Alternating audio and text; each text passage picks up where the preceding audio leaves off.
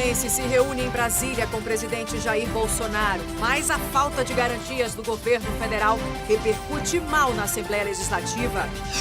Possível construção de 6 hidrelétricas em países vizinhos preocupa cientistas no Amazonas. Pacientes do médico preso por fazer abortos devem ser investigadas pelo Ministério Público do Estado. 4 pessoas são presas suspeitas de participação em organização criminosa na Compensa. E ainda o cenário de abandono na Praça da Saudade. E no futebol, Manaus empata com o Nacional e garante vaga na final do Barezão contra o Fast. O A Crítica na TV já começou.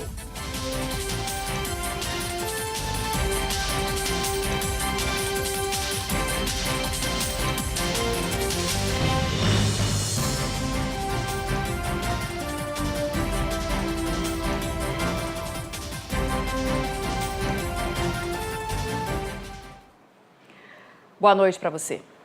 A rápida reunião do presidente Jair Bolsonaro com a bancada amazonense hoje em Brasília repercutiu mal entre os parlamentares na Assembleia. Pautas importantes para o Amazonas nem chegaram a ser discutidas. E outro encontro ficou marcado para a próxima semana, desta vez com o ministro da Casa Civil, Onyx Lorenzoni.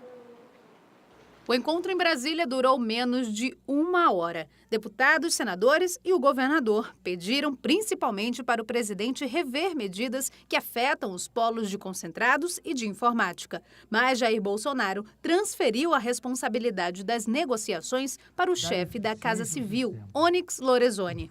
Aqui na Assembleia Legislativa do Estado, o assunto foi visto de forma negativa pelos deputados. Eles acreditam que o governo federal não tem dado a devida atenção para as demandas do Amazonas.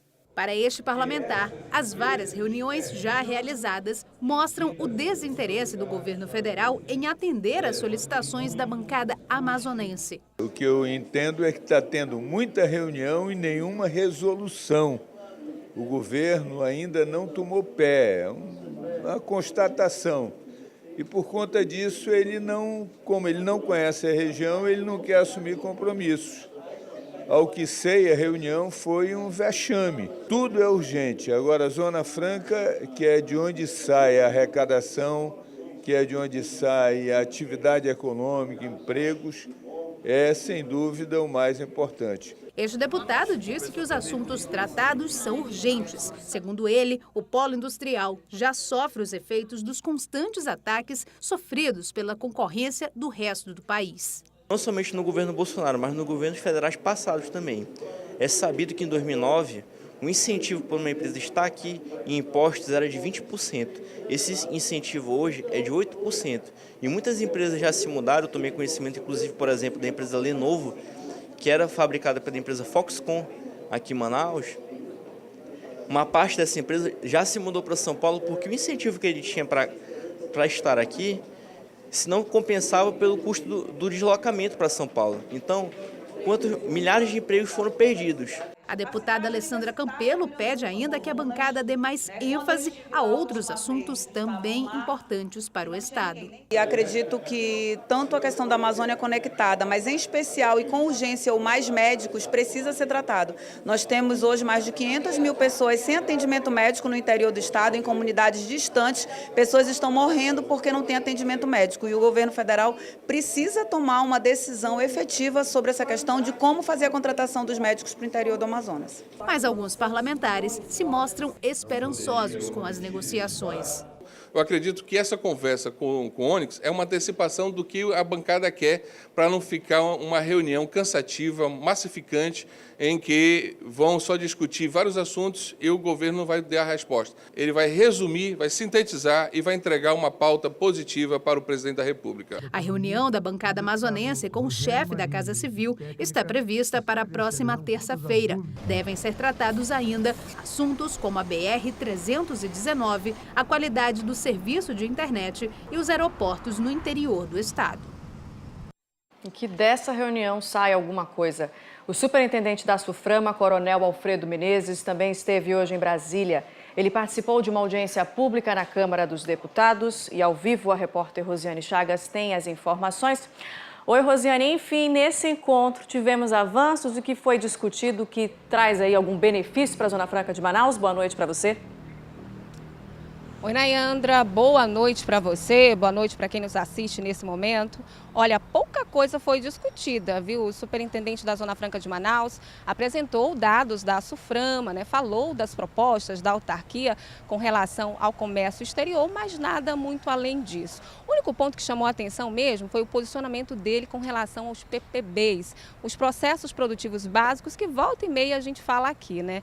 Ele disse, recentemente, né, o Ministério da Economia publicou uma proposta de alteração nos PPBs, desses processos produtivos básicos, por conta da lei de informática, que seria ali uma forma de se ajustar a recomendações da Organização Mundial do Comércio, mas o superintendente disse que essas alterações, elas não vão afetar a Zona Franca de Manaus, que os empregos daqui não estariam em risco, mas a gente sabe que existe sim um risco real se essas alterações forem feitas de afetar a Zona Franca de Manaus.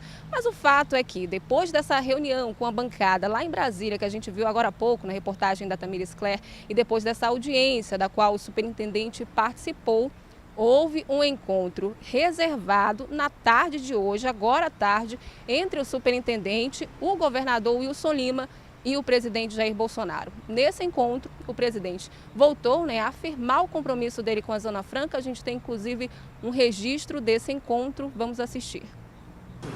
Estou aqui com o presidente da República, Jair Bolsonaro, acompanhado do superintendente da Zona Franca de Manaus. E aqui a nossa grande preocupação é a proteção da Zona Franca de Manaus. Falei ainda há pouco com o presidente sobre a questão dos polos de concentrados, sobre a alíquota, sobre a lei de informática e o polo de componentes. E aí o compromisso do presidente da República é que os nossos técnicos do estado do Amazonas possam sentar com os técnicos do governo federal para que a gente encontre um consenso, né, presidente? Essa questão do atendimento, do cuidado, do zelo e da preocupação com a Zona Franca de Manaus faz parte de toda a nossa equipe econômica. E está fechado o compromisso por ocasião da discussão disso e do que mais interessar da Amazônia. Vocês estarão presentes com a nossa equipe, isso é motivo de satisfação, orgulho e também dever da nossa parte. Pois é, né, Nayandra, a gente vendo aí o presidente falando, né, reafirmando esse compromisso com a Zona Franca de Manaus, mas o fato é que tem pouca coisa concreta ainda, né? Vamos seguir acompanhando.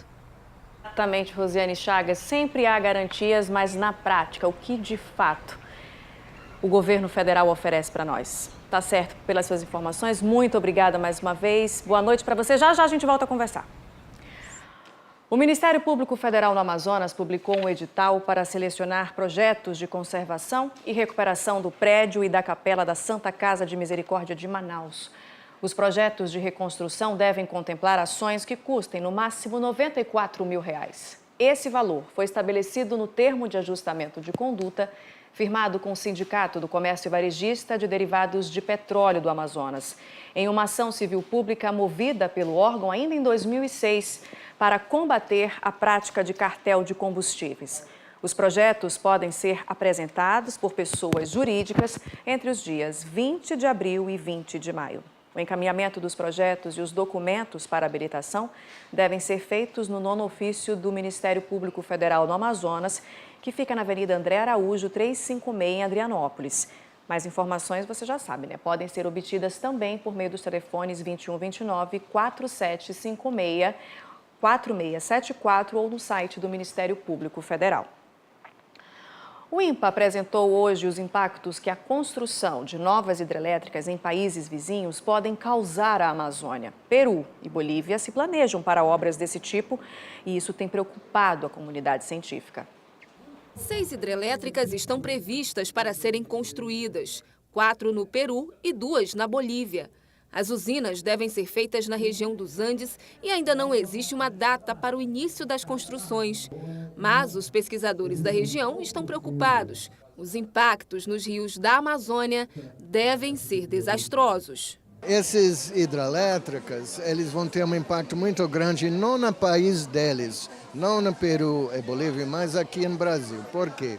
Porque eles vão barrar o fluxo dos sedimentos e nutrientes que vêm dos Andes, que abastece nossos ecossistemas fluviais aqui, que sustenta a produção pesqueira, é o alimento dos nossos ribeirinhos. O estudo foi apresentado durante este seminário do INPA e aponta os possíveis danos. Segundo este pesquisador, se as obras saírem do papel como está previsto, até o mercúrio dos nossos rios pode ser afetado. Cada rio no Amazônia tem mercúrio, mas está numa forma orgânica que não é tóxico para a gente. Mas uma vez que você alaga uma floresta, criando uma represa, toda essa floresta entra em decomposição, vai tirar o oxigênio da água, faz com que você tenha condições para transformar aquele mercúrio que já existe numa forma orgânica. Essa forma orgânica vai acumulando na cadeia alimentar, contaminando a peixe, é o povo que come esse peixe. Esse impacto é sentido tanto no reservatório quanto no rio ajusante. O pesquisador diz que para evitar os danos é preciso buscar outras alternativas. Não fazendo esses 6 hidrelétricos seria o mais sensato, né? Se vamos insistir em hidrelétrica, vamos escolher as menos impactantes. E nós podemos ajudar com isso. Bom, nos últimos dias, o Instituto Nacional de Pesquisas da Amazônia sofreu 3 tentativas de invasão. Segundo a própria direção do INPA, todas frustradas. A última ocorreu nessa madrugada no Campus 2 e um homem foi preso e já está sob guarda da Polícia Federal. Em Parintins, o maior colégio eleitoral do interior do Amazonas ainda não completou o cadastramento biométrico e os eleitores precisam fazer o procedimento o quanto antes. Cerca de 14 mil eleitores parintinenses ainda não fizeram o cadastramento biométrico. O procedimento é obrigatório e vai até o dia 24 deste mês. Quem não fizer, além de ter o título cancelado, vai ter outros problemas. Problemas com o CPF, com o Bolsa Família, com a matrícula em universidades, até recebimento de salário.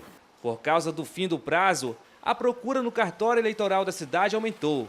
O atendimento vai de 8 da manhã às 5 da tarde e o cadastro biométrico é feito através de fotografia, impressões digitais e assinatura digitalizada. Para fazer a biometria, o eleitor deve levar o título, comprovante de residência e um documento com foto. Foi bem rápido, nenhuma dificuldade, graças a Deus, foi ótimo. É importante, né, para a nossa cidadania também, com certeza, para a gente poder votar livremente. Parintins é o primeiro colégio eleitoral do interior e se os eleitores não comparecerem, nós vamos perder esse status. Não é? E isto é importante politicamente, é importante para o nosso município. Depois do intervalo, pacientes do médico preso por fazer abortos devem ser investigadas pelo Ministério Público do Estado. Os detalhes sobre esse assunto a gente traz daqui a pouco. Agora em Manaus são 7h27, a gente volta já.